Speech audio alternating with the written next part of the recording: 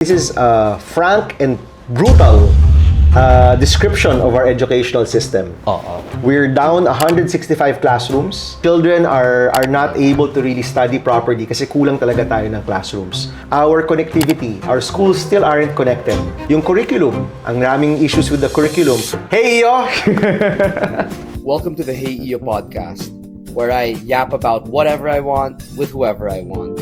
Enjoy! Hey everybody, welcome to the Hey Eiyo podcast. My name is Aquino, and today we have a very special guest for you. But before we dive in, I just want to address something. So I filmed this episode, the interview you are about to see, on August 6th at around 1 p.m.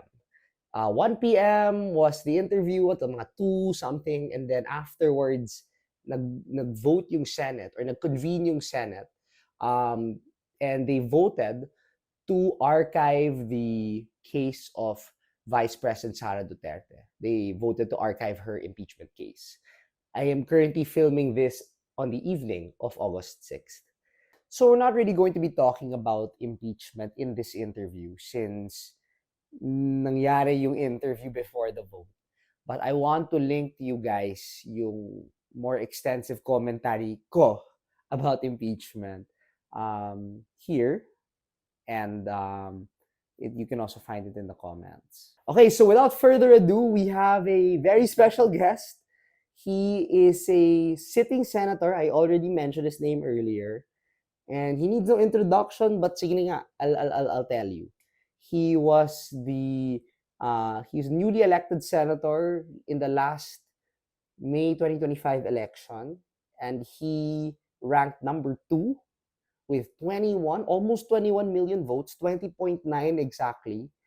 And he was elected, I believe, because he was an achiever when he was a senator back then in his first term, noong 2013 to 2019.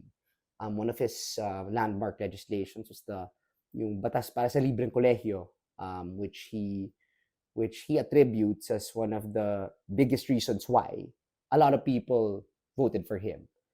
A lot of people trusted him na may track record na siya. O sige, let's keep him in government. So without further ado, I don't want to delay. Let's have the Honorable Senator, the new chairman of the Senate Basic Education and Science and Technology Committees, and my favorite tito, Senator Bam Aquino.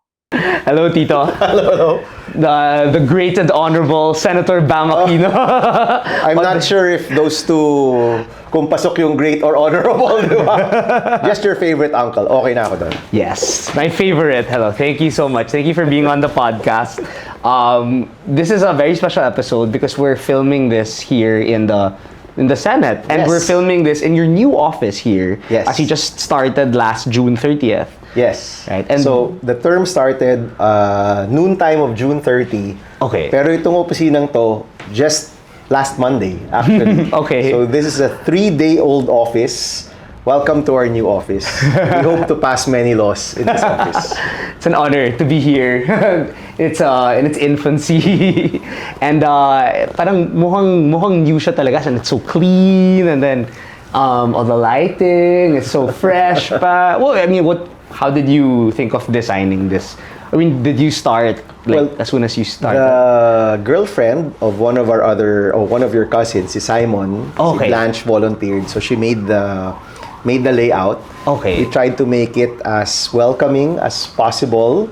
And it's a place of work, pero at the same time it's comfortable. Okay. And we hope that maraming spaces kung saan pwede mag-usap-usap yung mga tao para we can collaborate on doing the best reforms for our people, di ba?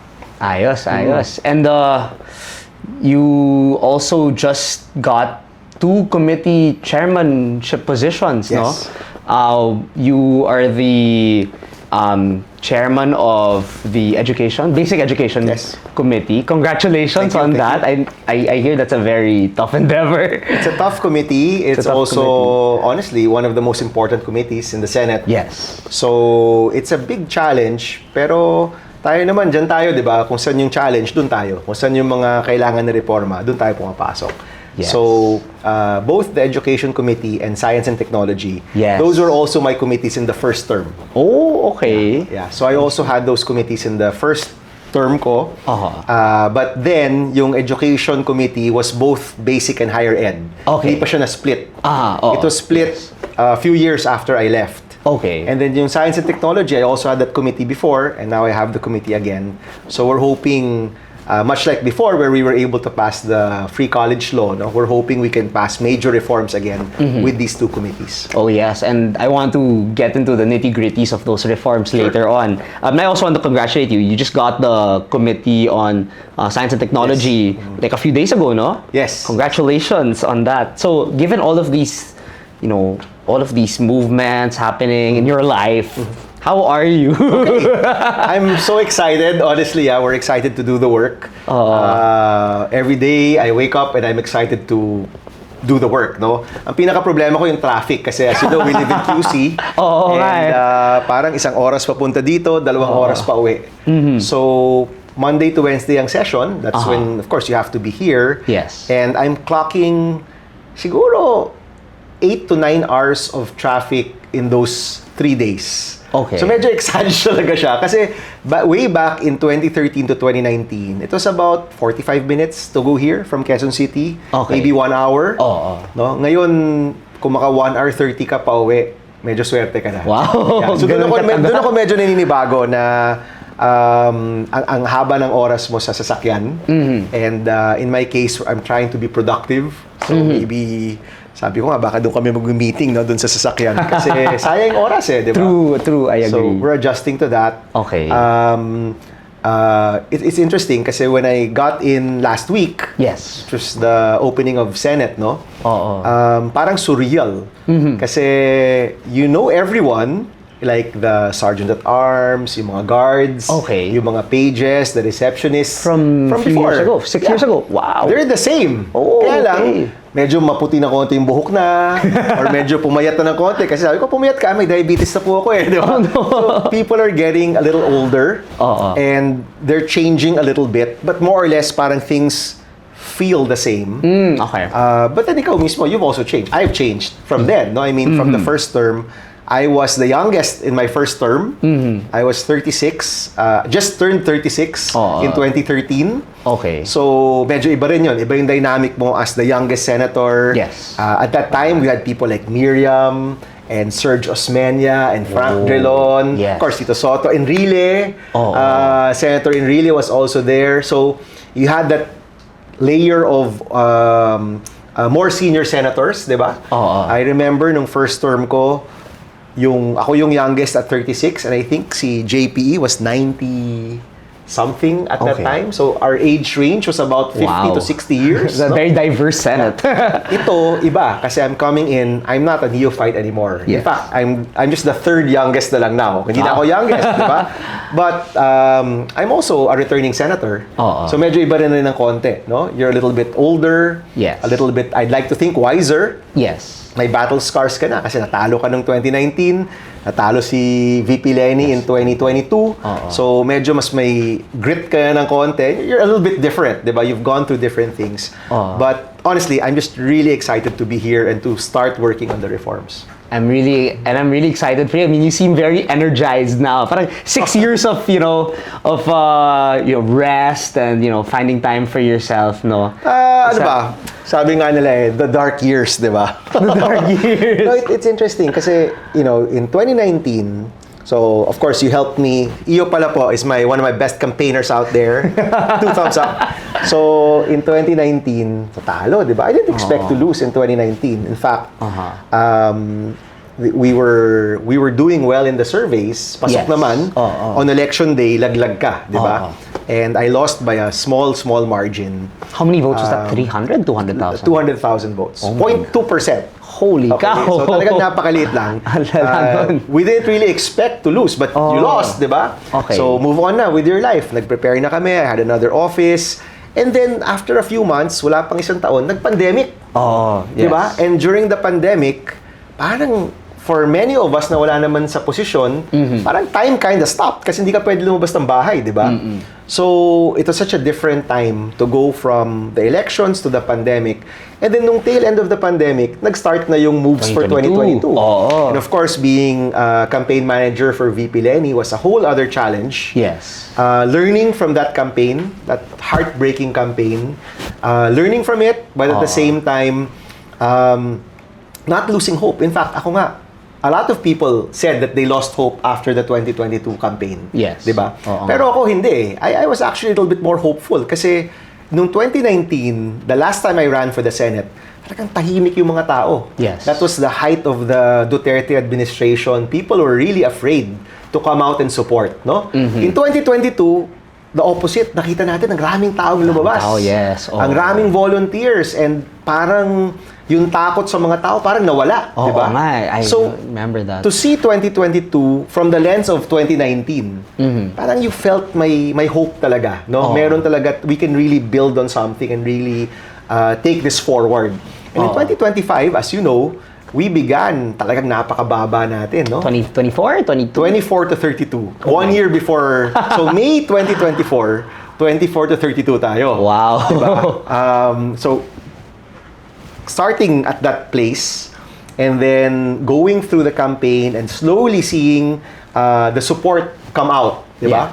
Kasi marami sa mga supporters rin ni Ma'am Lenny, parang noong una heartbroken. Kumbaga na-heartbroken na ayaw na magmahal muli, di ba? So, it took time for people to actually join the campaign or even volunteer. Of course, young people were there from the beginning. And I know you campaigned with a lot of youth, no, for me. Yes. So, nandun na sila. October pa lang. Di ba? Naka-ready na. But a lot of the other supporters, it took them some time before they came out and supported. Yes. And habang unti-unti silang lumalabas, makikita mo, unti-unti rin tumataas yung numero natin. Yeah. And to end up at number 2, I think was really unexpected. None of us really expected that, di ba? No one in the family, no one in the campaign team. I don't think our opponents also expected it, di ba?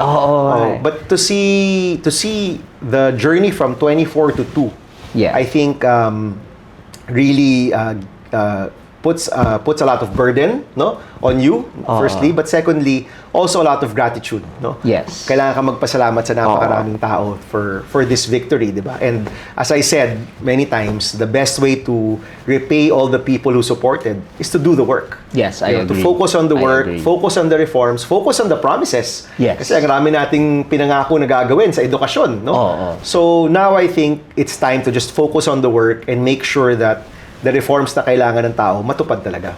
Okay, and yeah, speaking of the work you're going to, the journey you're going to embark on, it's a lot of problems. You are the chairman of the Committee on Basic Education.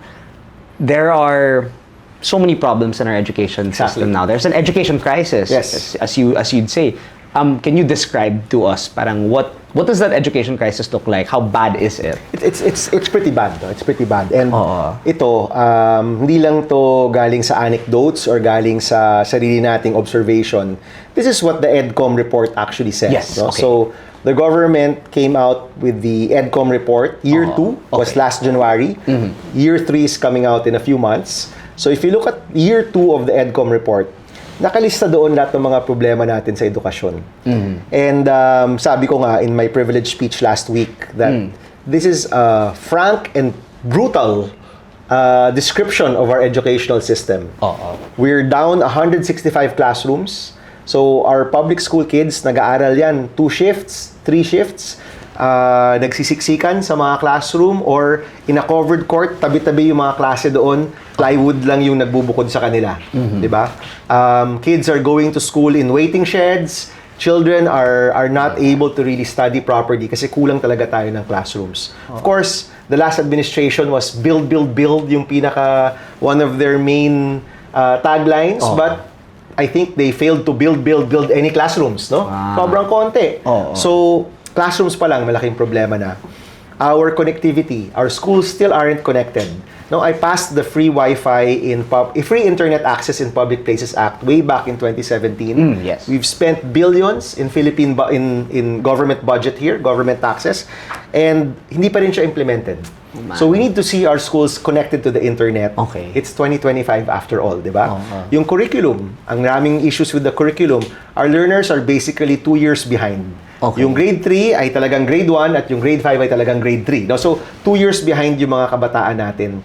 And if we don't address that, they will eventually enter the workforce without the necessary wherewithal to have the right jobs. No? Kulang sila ng skills na kailangan para magkaroon ng mga trabaho na mas magbibigay ng magandang kinabukasan sa kanila. So, curriculum is a problem. Nutrition, a number of school children are hungry. They're malnourished, they're stunted, and kapag hindi yan maagapan, nagiging permanent yung mga problema pagdating sa malnutrition. Yes. So, I also passed the masustansyang pagkain para sa Batang Pilipino Act way back in the first term. Okay. Hindi pa rin to fully implemented, so we need to implement this law. That's the feeding program law. Okay. Kailangan ma-implement rin yan.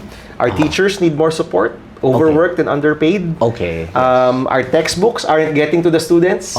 Kulang yung mga textbook ng mga estudyante natin or huli na sila pag dumating sa mga estudyante. And of course, yung trabaho. Our grade 12 graduates simply aren't employable. Okay. And the promise of K to 12 was that if you graduate grade 12, hindi ka nag-college pero nag-grade 12 ka, gumraduate ka, kaya mo na magtrabaho. And that's simply not the case right now. So, in the campaign, you remember, ano yung tagline natin? Libreng kolehiyo, siguradong trabaho. Exactly. So, yung siguradong trabaho part is both for college and the grade 12 students. We need to be sure na pag-graduate nila, grade 12 level or tertiary level, they're able to get the right jobs. Okay. Right now, that's not the case. Kaya may mga senators na nag-file ng abolition of grade 11 and grade 12 or may mga options to make it voluntary. All of these suggestions are coming out. Okay. But the root cause of that is because there's a failure in the grade 11, grade 12 in the senior high school system in the Philippines. And we also need to find a way to fix it, to reform it, to make sure that students who graduate will be able to find the right jobs. No? Okay, I see. So you have a lot of problems were outlined. You also gave a privileged speech recently. The 7 points in your education agenda. Could you lay out what those? Those were the are? 7 basically. Oh, nga, I noticed. So that's the 7. But every point there, kumbaga, it will branch out into different sets of reforms. So for example, yung trabaho. The issue of trabaho is that kagraduate ako ng grade 12, hindi pa rin ako employable. Okay. So you have to look at the job market information. Okay. Is that utilized by the schools to create the courses needed for grade 11 and grade 12? Yung capacity ng mga schools to work directly with employers, for example. These are all the different reforms na kailangan gawin. On the other hand, some might say, let's just do away with grade 11, grade 12. Umabot ka ba sa grade 12? Yes. Umabot ka? Ako hindi na ako umabot eh. So, I had the old system, no? Okay. For 4 years of high school and all of that. So, kanina, we were talking about maybe one reform could be you allow colleges to just be 3 years. Or just be 2 years, no? That's the suggestion of Senator Gatchalian, who used to be chairman of education. Okay. So, when you look at these problems, no, it really begins with identifying ano ba yung problema. Okay. Diba? And if we agree, and again, thanks to the EDCOM report, may basehan na tayo ng mga problema, then we start to talk about what are the possible solutions. This is where different ideas may come in. Okay. And sometimes contradictory ideas rin yan. And during the hearings, mapag-uusapan yan, different groups will speak out and you give everyone an opportunity to speak out, to share their position on the matter. But at the end of that process, magde-decide ka as the chairman of the committee, what reforms are we putting out to the floor for a vote? Okay. Diba? That's why the committee is very important. Kasi dyan mo masasabi ano ba yung solutions na gagawin ng gobyerno, gagawin ng bansa natin. And once it's on the floor, people will vote. And if they vote in the Senate, in the House, that becomes a law. Okay. And then that's where you see the reforms actually happen. Okay. So, may track record yung opisina namin for passing important measures when it comes to education. Yes. We hope to continue that track record and really tackle all of these major problems, from classrooms to the curriculum, to textbooks, to support for teachers, nutrition, for jobs. Yes. Lahat yan, matatakal natin yan over the next couple of years. And new problems might come up, or certain problems, hopefully, matulungan natin to get resolved. Yes. But it's going to be an ongoing thing. And while I'm the chairman of this committee, tuloy-tuloy yung push for reforms. No? Okay, that's good. And I guess I want to ask you then about yung employability and how to improve employability among students.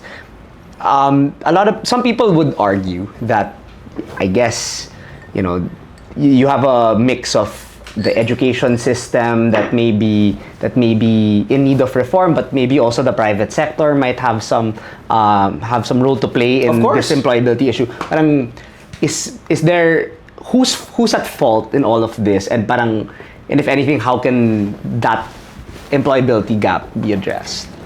Yung who's at fault kasi, favorite topic yan ng mga politiko, di ba? Oo nga. Pero we're at that point kasi na, like, for example, sa classrooms, part of our investigation is trying to find out why government spends 2.5 to 4 million pesos per classroom. While LGUs and NGOs only spend less than 1 million pesos. Wow, that's big. Ang laki ng difference, di ba? Yan, pwede kong alamin yan who's at fault. Okay. Yes. Kasi klaro di ba? May kumikita, merong racket or whatever, aalamin natin yan. Pero pagdating dito sa mga ibang problema, it's less about who's at fault and maybe how can we move forward. Yes. No? It's very systemic, the issue. Yeah, and it's not easy. It's not like there's one person who made a mistake. Yes. I think, looking back, I think si K-12, maganda talaga yung intentions niya. Pero sa implementation, when the rubber hit the road, marami palang mahirap. No? For example, we're in a particular city, kunyari, Quezon City. Okay. Diba? Ito yung mga possible jobs. In a perfect situation, your senior high school offerings for grade 11, grade 12 should directly relate to the possible jobs that are available. Okay. Diba? Which means na yung instructors na kailangan mo for these possible jobs, available rin sila na maging teacher for senior high school. Okay. Diba? So the coordination is job market information, so employers, job market, instructors, senior high school offerings, teaching the students, di ba? Okay. In that perfect setup, your student would learn the skills needed. Hindi siya kailangan mag-college. They would learn the skills needed from the instructor who is skilled in this particular area. Yes. And they would learn that so they could work directly in the jobs that are available in the city. Okay. Ang nangyayari ngayon, hindi nagiging based on job market information yung course offerings. Okay. Or kung meron mang job market information, hirap yung mga schools to find the instructors to teach these particular courses. So, the question is, how can we move forward?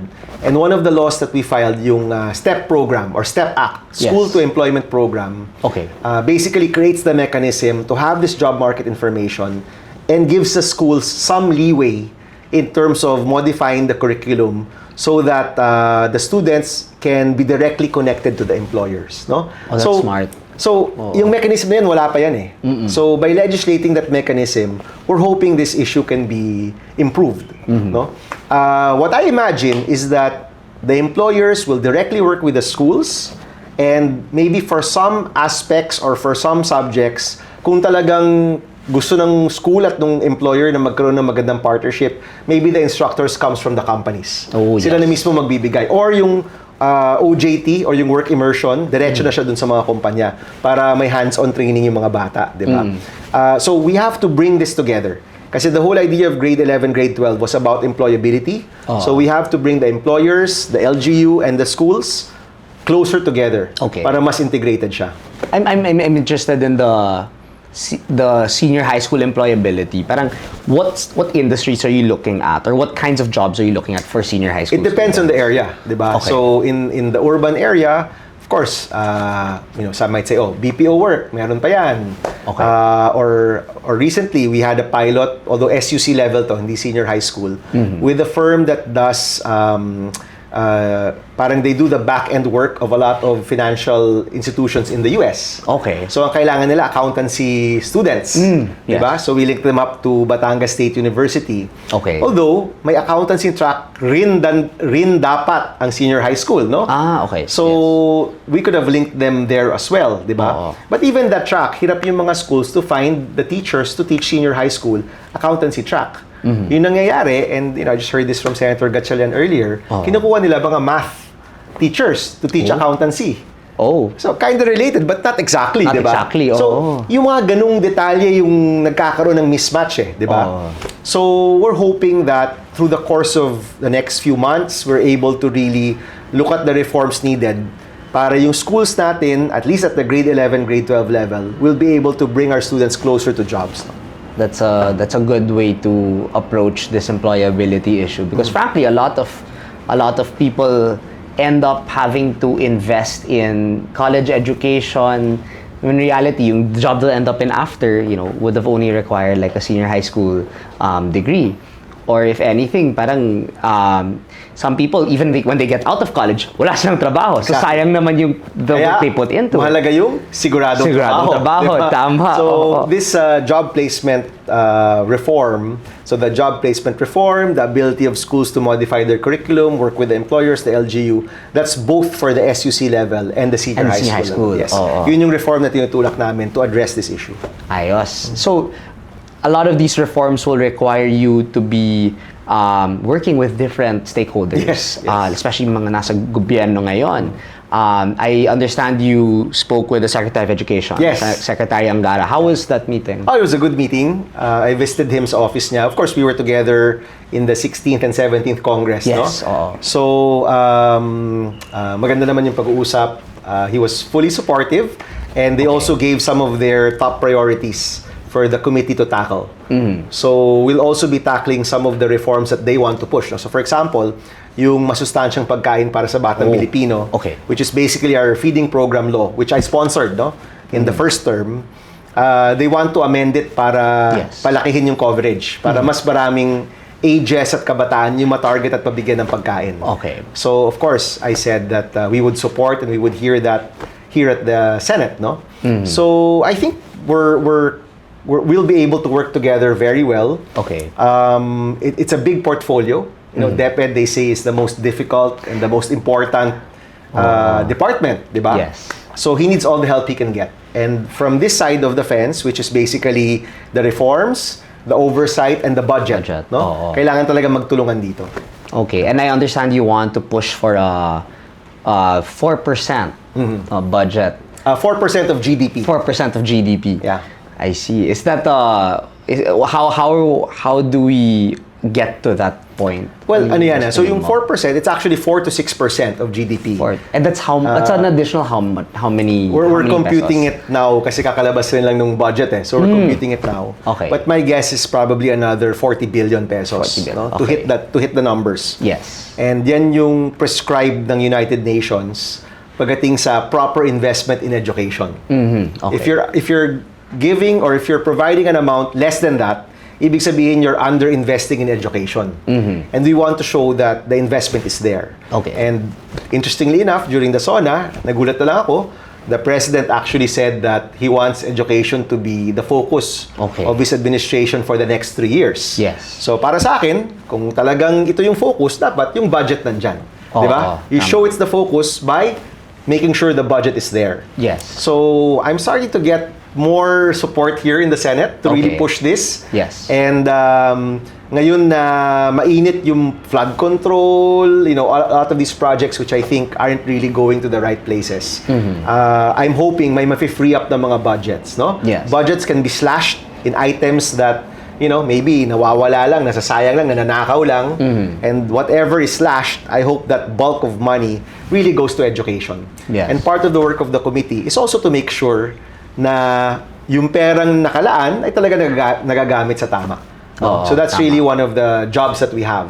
Yes. So hopefully by slashing the budget on items which are not good for the people and good just for a few, we can put it in education kung saan mas marami makikinabang.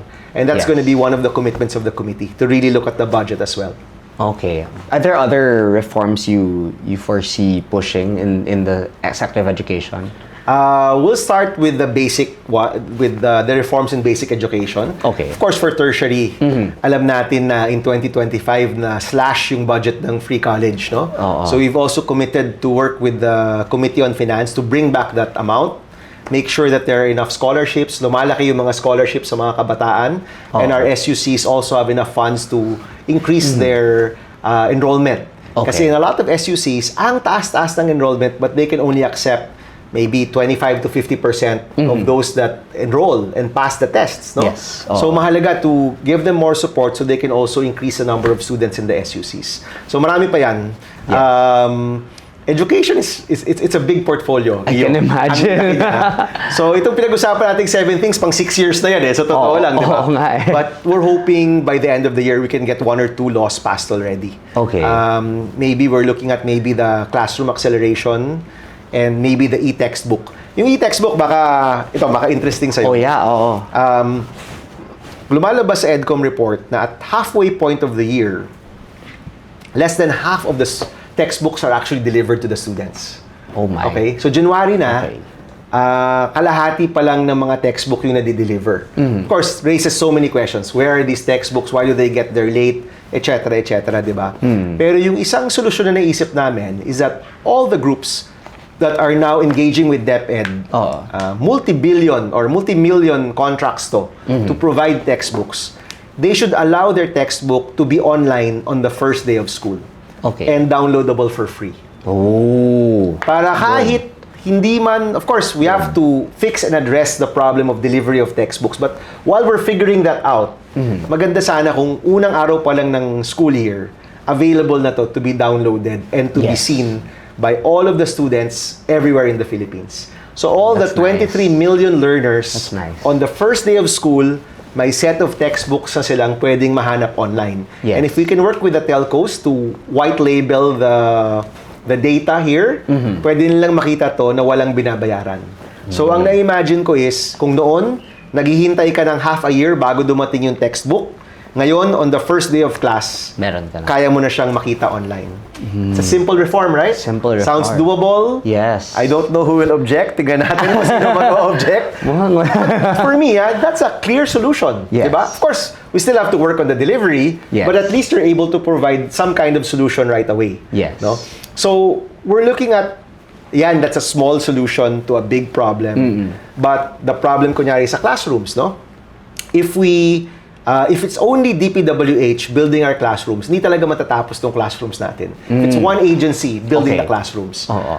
In fact, I think si Secretary Angara was quoted in saying, if we do it the pace that we're doing it, it'll take 50 years Oh my. before we solve this problem. Okay. So ang idea namin, and again, we're getting support from other senators here, is to put together a national fund where local government units, so your mayor, your governor, and maybe even NGOs with a track record in school building can actually participate in the national fund and build directly. Hindi na kailangan dumaan sa DPWH. Okay. And if DepEd can peg the price and peg the specs, mas mabilis kung sabay-sabay lahat gumagawa ng classroom. No? Do you have to legislate that budget, the Yes. specs and like the prices?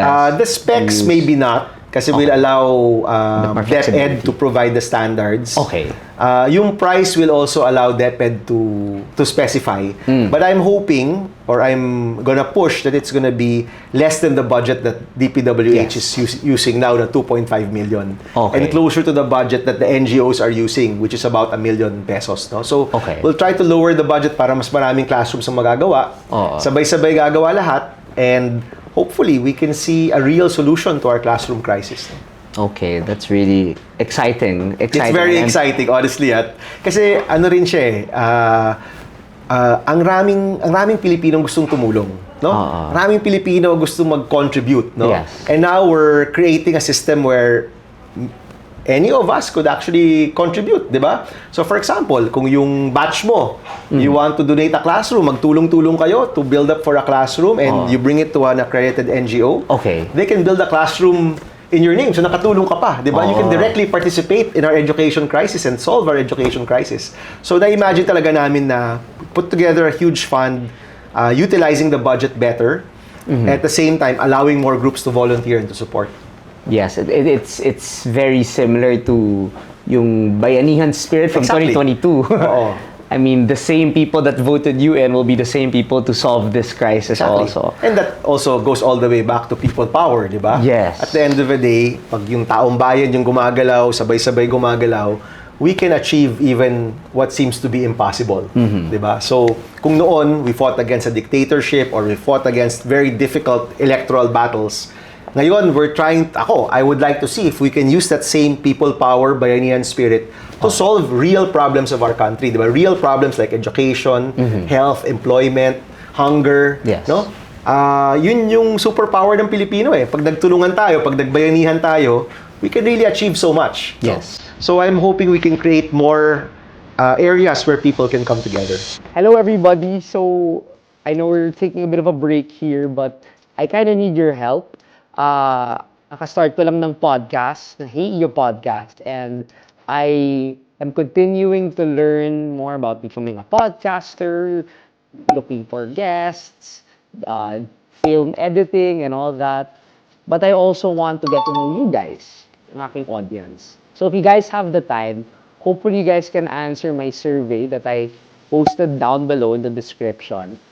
And through that survey, you will help me understand you guys more. I'll be able to understand what you guys like, what you guys want to listen to, and many other things. Now, if you answer this survey, your GCash number will be posted on our database, and we will be choosing one winner of 2,000 pesos. So sana sagutin nyo naman, guys. Okay, thank you. Let's go back to the episode. I want to ask you about another hot topic now.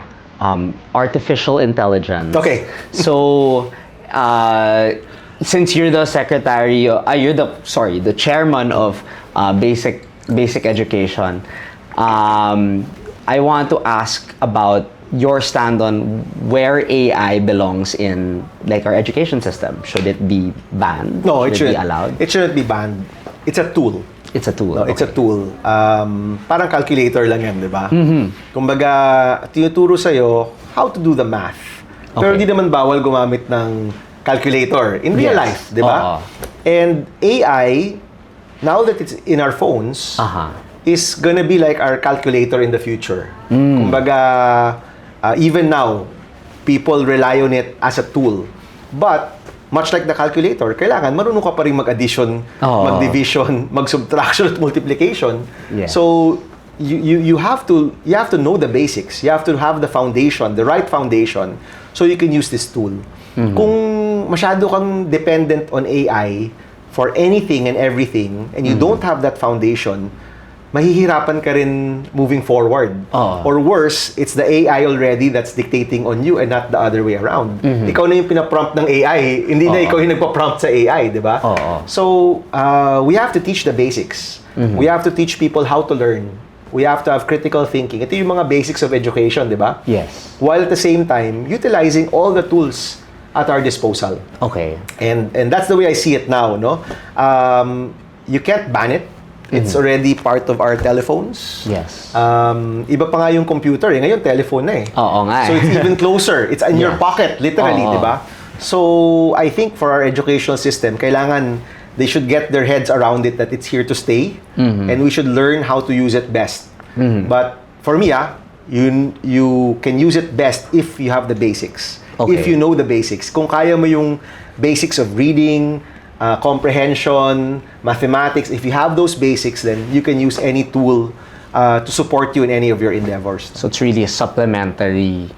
AI plays a supplementary role in It should. Ang problema kasi dyan, kapag siya na yung main. Oo nga eh. Diba? Kasi kaya mong, you could survive eh, na yun yung main mo, di ba? But you're doing yourself a disservice. Kasi pag masyado kang nakasandal doon, you'll eventually end gagraduate ka nga, wala ka namang natutunan.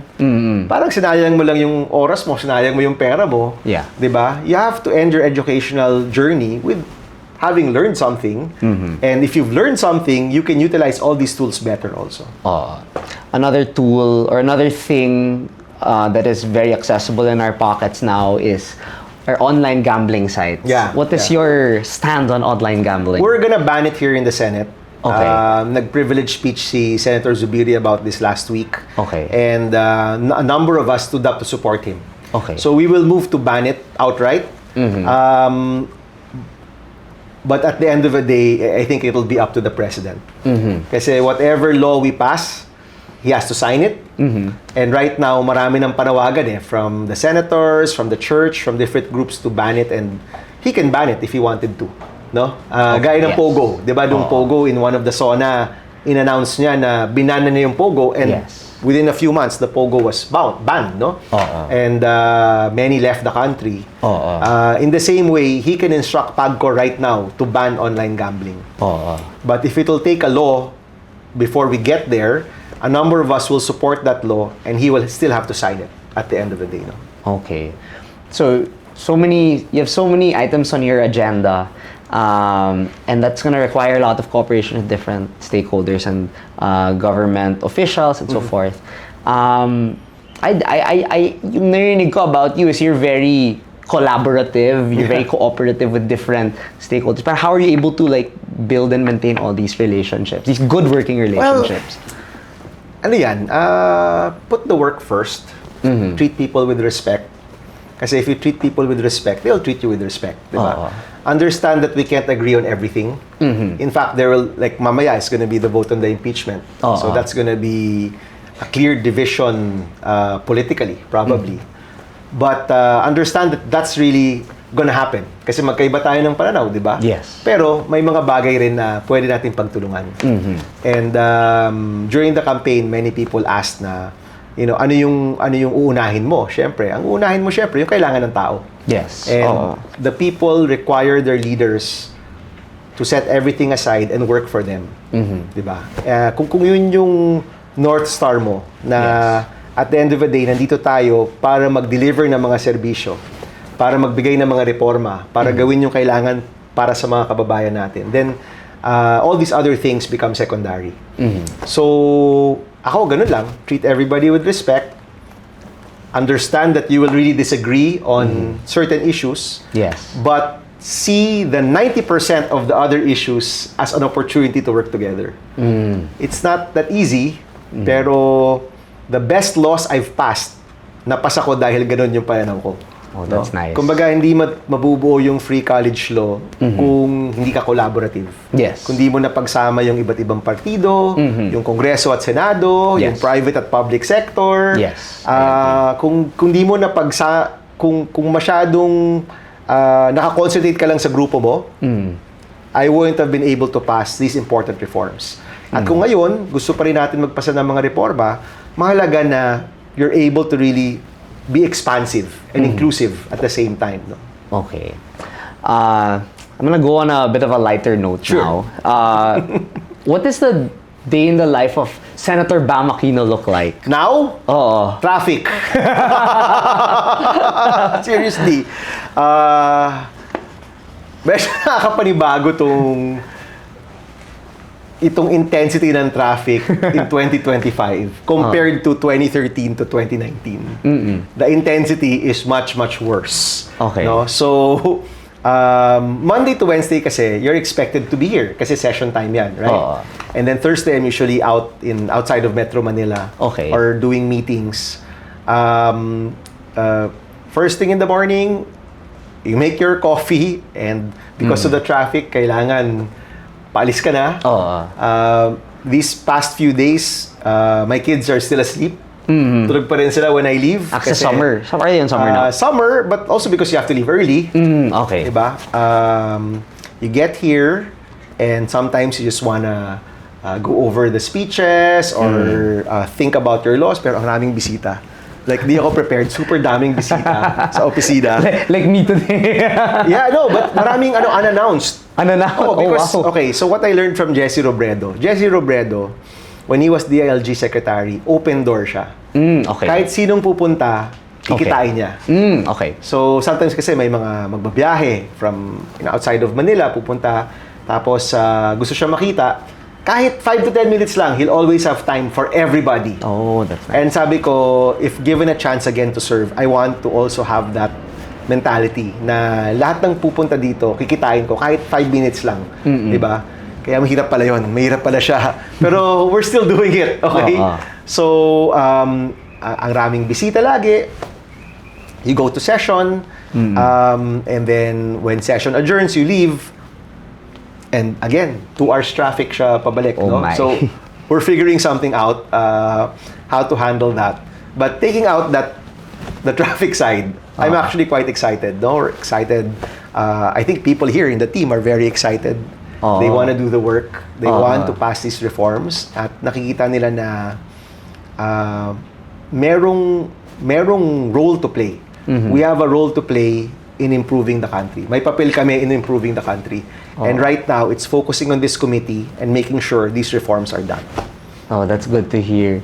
I want to ask you then about your, I guess, life outside of the job, outside of work. So what do your weekends look like?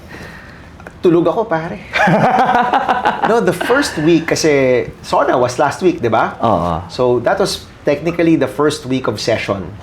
Oh man, yung weekend, talagang parang di ako gumagalaw sa kamang ganyan.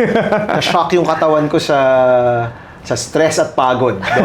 But nag-enjoy ako, ah. I mean, di ako nega, like nag-enjoy ako. Naman. It was just physically and mentally really draining. That first week of session. Okay. Like it makes campaigning seem more relaxed and more fun. Can you think?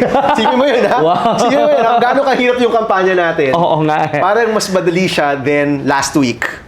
I think lahat ng tao dito will agree. It was really, really... Wow. Pero ano don't get me wrong masaya. Yes, I can Pero imagine. talagang parang yung brain mo, yung puso mo, yung katawan mo, parang talagang kinuha lahat ng energy ng weekend. So, last Sunday, talagang aside from going to church, hindi talaga ako umalis ng bahay. Kasi hindi ako gumagalaw. Nakaganon lang ako kasi it was really stressful. But, I'm sure as the months go on, mas masasanay rin tayo dito sa bagong routines and everything. But we're very excited. Very, very excited about where we are and what we can do. Oo naman. How do you spend time with your family? Wala na. With the kid? Itong last few weeks talaga I haven't seen them a lot. So mag-adjust pa yan. Later on, parang it'll be... Medyo lahat bago pa eh. All the systems are new. Like for example, so coming from last week na ang raming bumibisita, di ba? So we're now trying to put like 1 hour na all the visitors. Kasi if it's throughout the whole day, parang hindi ka na makagawa ng batas, di ba? Nandito ko para gumawa ng batas. So we're trying to put new systems to make it more, to make it easier to be able to function the whole day rin. No? Okay. I'm gonna do a bit of a fast talk for you. So, unless I ask... Mahina ako dyan, mahina. But I don't know, chill lang to. Pero if, unless I ask you why, no need to expound. Okay. First thing you do when you wake up? Kape. Black coffee? Or do you put milk? Sugar? Konting cream and a Splenda or equal. Splenda, okay. Are you addicted to TikTok? No. What are you addicted to? Kape. Lazada. Kape. Lazada. Ano ba? Lazada. Okay, yes. These days, alam mo, bago kasi yung routine eh. So time for new things to distract me again, I guess. Okay, I see. What's your favorite gaming console? Ano ako ngayon eh. Mas PC ako ngayon eh. PC? What's your favorite PC game now? Now, Metaphori Fantagio. Ooh, what Deep cut yan, RPG yan. What's the vibe? Parang it's actually medyo political. The game's a little political, but in a fantasy setting. One of the best games in the last few years. Okay. Ano yung favorite go-to karaoke song mo? Marami. Bon Jovi. Sample nga. No. I'm just kidding. Main character or supporting role? Main character. Favorite NBA team? It used to be Dallas and Luka. For a long time. Sino na? Well, kasi Luka fan talaga ako eh. Okay. So begrudgingly, So Lakers. Lakers Nation na po ako. Pero Luka pa rin. Okay, I was gonna ask you, favorite NBA player. Favorite Ateneo player of all time. I ask Ateneo because alam ko favorite team yung Ateneo. Sige, syempre ka-time ka, era ko. Older than me, pero favorite namin noon, si Richie Tixon. Okay. Kaya alam mo yun? Hindi? He was, parang siyang Steph Curry of Ateneo bago na uso si Steph Curry. Ano yung pinaka-strength niya? Like, three-pointers talaga? Who's your, sorry, Tita Tim, pero who's your childhood crush? Yung guidance counselor namin. Oh my gosh! She knows who she is. Favorite movie or TV show franchise? Franchise. Marami. Marvel, Star Wars, Star Trek. I'm a fanboy. I like Lord of the Rings. Lord of the I would Rings. even say Lord of the Rings. Maybe yun na siguro yung top ko. Sino yung And favorite? Star Wars. Sino yung favorite Lord of the Rings character mo? Aragorn. Why? What about Aragorn? Wala. Sa lahat sa kanila, favorite ko si Aragorn. Okay. Yeah. More than the Hobbits, more than Gandalf, more than Legolas. What is your guilty pleasure movie? A TV movie. Guilty pleasure, meaning walang may gusto, nobody likes this movie. Parang nakahiya sabihin. Any Tito Vic and Joey movie. Favorite ko. Colleague mo pa dito. Oh, of course. What's one food you never say no to? Japanese food. Japanese food. Sashimi. Are you a sashimi Lahat. guy? Ramen. Basta Japanese food. Big brain or big heart? Nung bata ako, I would have said big brain, pero habang tumatanda ako, baka big heart na. What is your life mantra? Life mantra, do your best and God will do the rest. But diba? But it's true. I agree naman eh. Oh, totoo Tama eh. naman. That's why it's a cliche because Oo. it's real and it's always been there. Yes. If you were to have dinner with one person, either dead or alive, who would that be and why?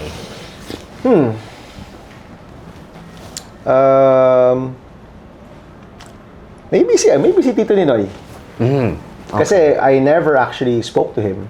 I was a baby when he was exiled in the States. I was only 3. And of course, when he came home, I was 6. He was shot, diba? So I never actually had any time to talk to him. So interesting to talk to Tito Ninoy. Oh, that would be really fun. That would be a fun Tayong tatlo. conversation. Usap tayong tatlo. Oo nga. Okay, so I have a few more questions here for you. Medyo personal to. Okay. But a lot of people, I guess, you mentioned earlier, a lot of people were devastated when you did not win in 2019. How did you take that loss, and what were some of those lessons you took with you? Well, ano nga ba? Alam mo kasi I look at 2019 now from the lens of 2022 and 2025. I don't think I would have been a good campaign manager for Vice President Lenny if I won in 2019. I think yung loss in 2019 and being out of politics, parang fresh yung ideas ko for 2022. And even though we didn't make it, ang rami natin nakitang gains, no? People really came out, the volunteerism was talagang tremendous, and I don't think I could have done what I did or had that fresh spirit in 2022 if I didn't lose in 2019. Does that make sense? Yeah. And then 2022 naman, kung di ko rin nakita yung paglabas ng mga tao, I don't think the 2025 run would have been like this. Kasi we built 2025 on the gains of 2022. So I think right now talagang you look at everything as part of one continuum talaga. Okay. A lot of young people are looking to make a dent in their respective fields. Mga business, entrepreneurship, public service, etc. And I'd say you're one person that has already made a big dent. And you're so young pa. You're how Di old? na, 48 na, hindi na. Still young. My last question is, how does one become a change maker like yourself? Like, if you were to give practical advice to these aspiring change makers, what would you tell them? Keep on doing it. Just keep on doing it. Don't if what you're doing, the area that you're working in is something that really inspires you, talagang gusto mo talaga yang gawin, or you feel you're contributing, di ba? You feel you're able to help other people, it puts a smile on your face, you're excited to do it, gawin mo lang. Just keep on doing it. Kasi the more that you do it, habang ginagawa mo, nahahasa ka eh. You get better at it, di ba? Don't be disheartened. It's not always gonna be a safe and easygoing route. Sometimes matatalo ka, or sometimes your heart will get broken, but you get back up and you keep on doing it. And as you keep on doing it, eventually makikita mo na one is you're getting better at it, And two, if you're really able to help other people with what you're doing, you'll find fulfillment as well. No? So, ako, that's it. Ganun lang kasimple. Kung ano man yan, keep on doing it. Don't stop. Keep on pushing and pushing until you get really, really good at it. No? Thank you, Tito. Thank you. Salamat. Tito. Thank you so much for that. Beautiful. Bisitahin ko siya sa words. Spain. I'll visit him in Spain.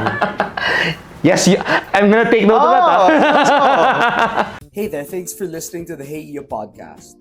If you enjoyed, don't forget to follow us on Spotify, Apple Podcasts, or your other favorite podcast apps. And follow me, Aquino, EIYOAQUYNO on TikTok.